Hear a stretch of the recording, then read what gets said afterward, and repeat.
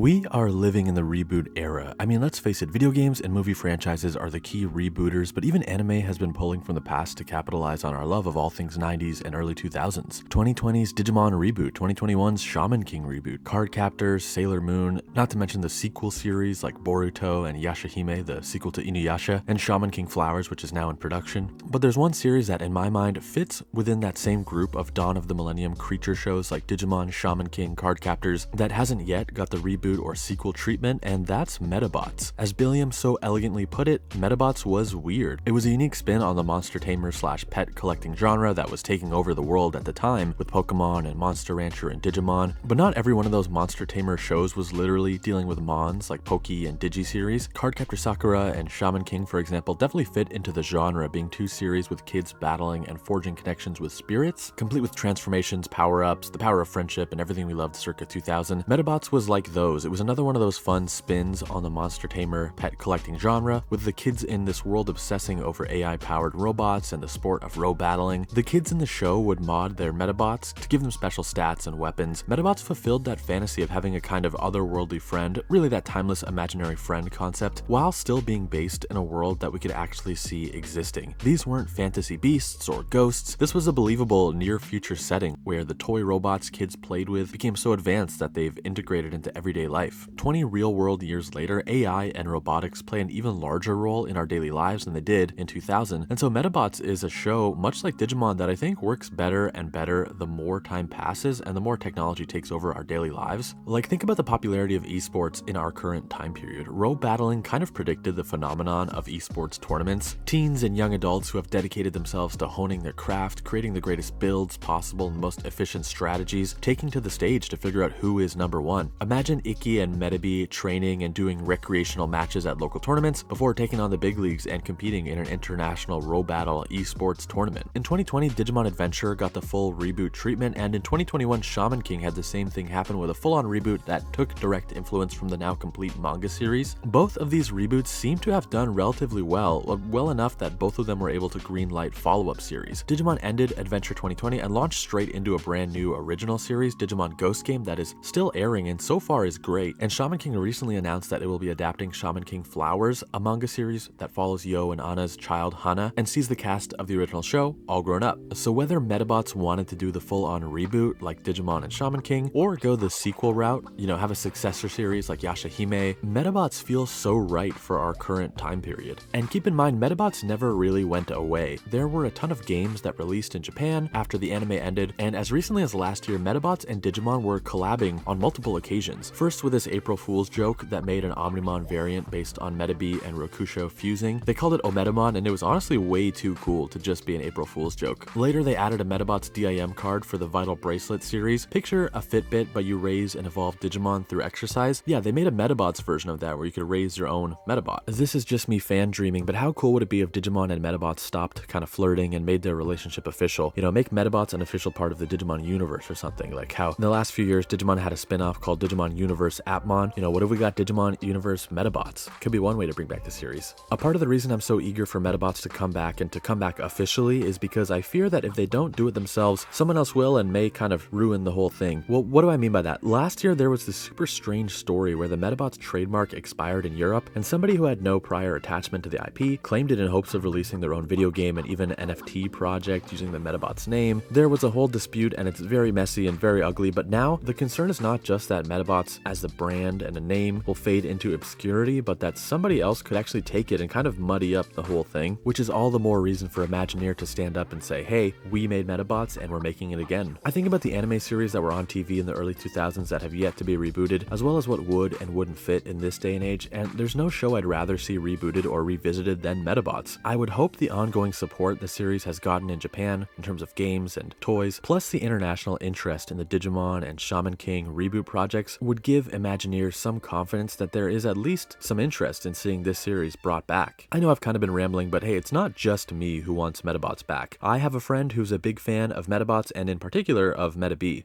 My name is Joseph Motiki, but you can feel free to call me Joe. I used to host a show here in the province of Ontario called the TVO Kids Crawl Space, where we aired like Arthur and Magic School Bus and Art Attack and Bill Nye the Science Guy. A lot of other people know me from some of the animated shows that I've been lucky enough to voice. reboots over the years, including Rescue Heroes, which a lot of people like. Let's face it, you guys are probably all Medabots guys. So if you were somebody who grew up with Icky and watching him roll battle, and he got his cheap little beetle type Medabot, that was Metabee, and that is me, Iggy. Come on, we got a roll battle, Iggy. Let's go. Yeah. That is the. Right, see, now the people know. See, a couple years ago, I was hosting a charity gaming stream, and I had the honor of having Joe Motiki, the English voice actor for Metabee, join me and my crew on stream. There, we got to ask him all kinds of questions about his experience voicing Metabee, the lasting legacy of the show, and the interest in a reboot or a sequel for Medabots. I wish that, because now when they had the Pokemon Go. Yeah.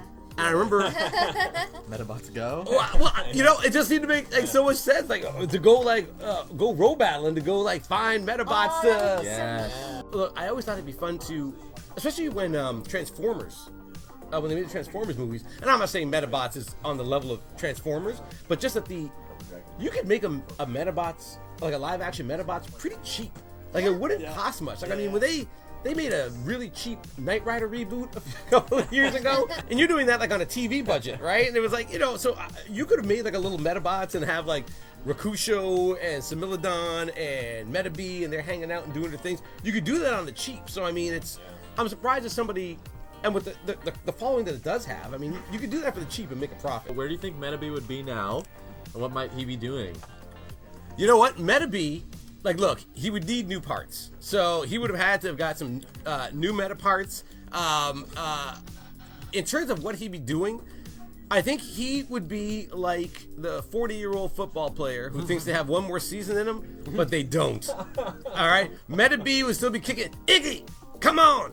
You know I can still roll battle. Just let me take on the 2017 World Roll Battle Champion. I can do it.